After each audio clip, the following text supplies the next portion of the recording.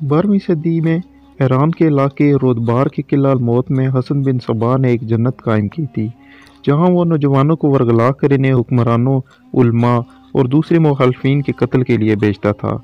ये हसन बिन सबा कौन था और इससे वाबस्ता हैरत अंगेज देवमालाई कहानियों में किस हद तक सदाकत है, जानते हैं आज की वीडियो में। लेकिन उससे पहले आपसे रिक्वेस्ट है कि मेरे चैनल को सब्सक्राइब कर लें और साथ मौजूद बेल के बटन को लाजमी प्रेस कर लें, ताकि तमाम आने वाली इन्फॉर्मेटिव वीडियोस आपके पास नोटिफिकेशन की सूरत में पहुंचती रहे।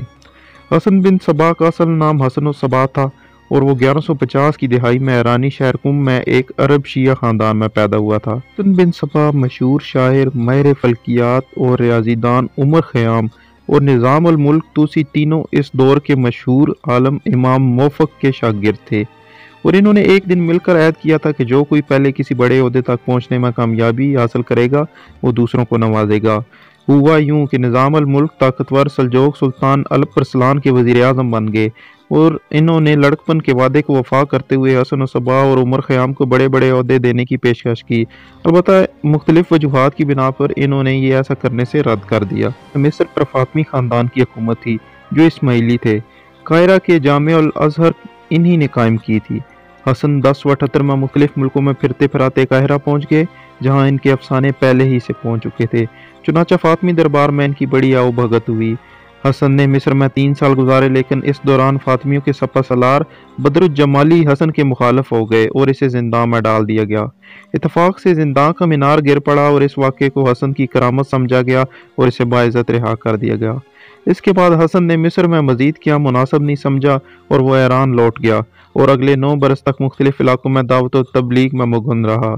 रफ्ता रफ्ता इसने अपनी तवज्जो रोदबार सूबे के इलाके दिलमान पर मरकूज करना शुरू कर दी, और यहाँ इसे कोअलबर्ज की बर्फानी चोटियों में घिरा हुआ एक किला नजर आया, जो इसके मुस्तकबिल के मंसूबों के लिए निहायत सूदमंद साबित हो सकता था। ये किला अलमौत था। जाहिर तो लगता है कि इस किले का नाम मौत यानी मरने से मुतलिक है, लेकिन हकीकत यह है कि अलमौत मकामी ज़बान के अल्फाज अला और आमोद से निकला है।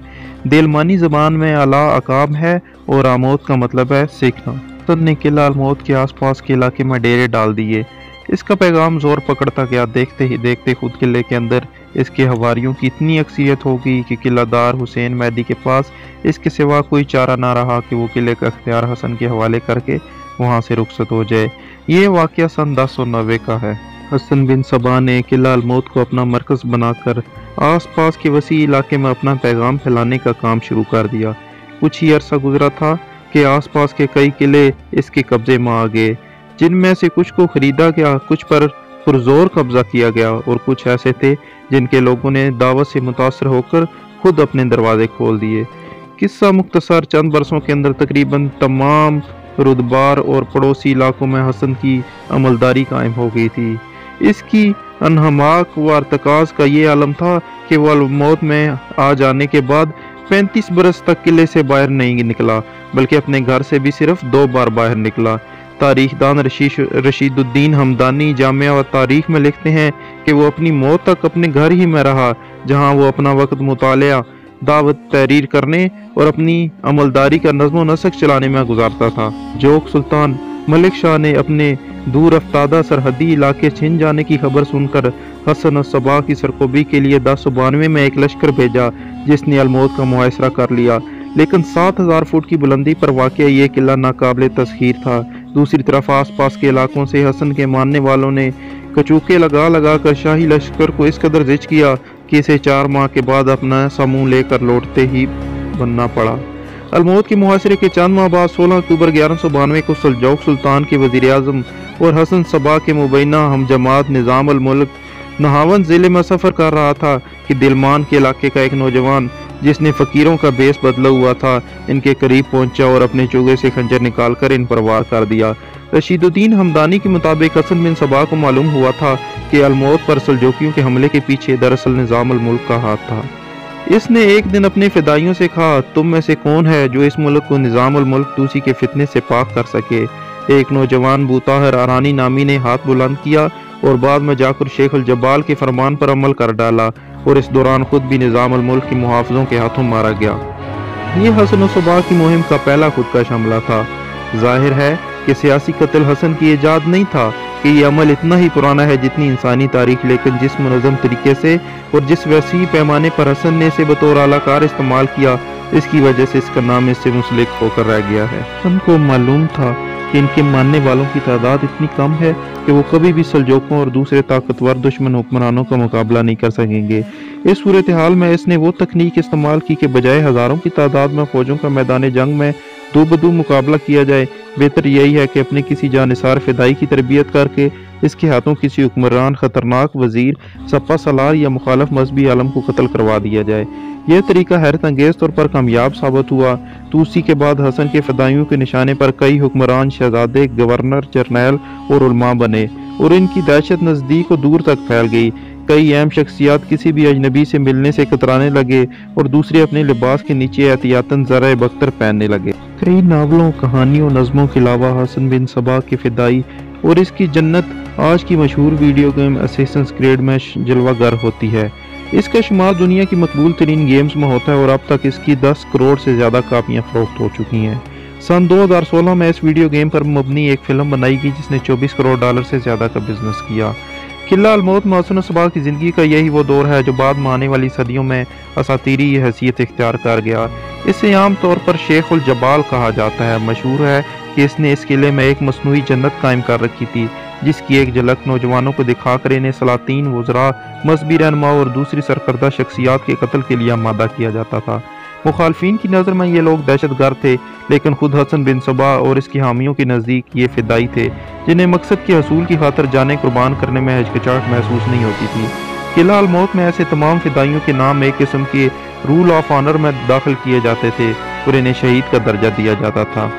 इन्हीं मशहूर करने में सबसे नुमाया किरदार मार्को पोलो ने अदा किया।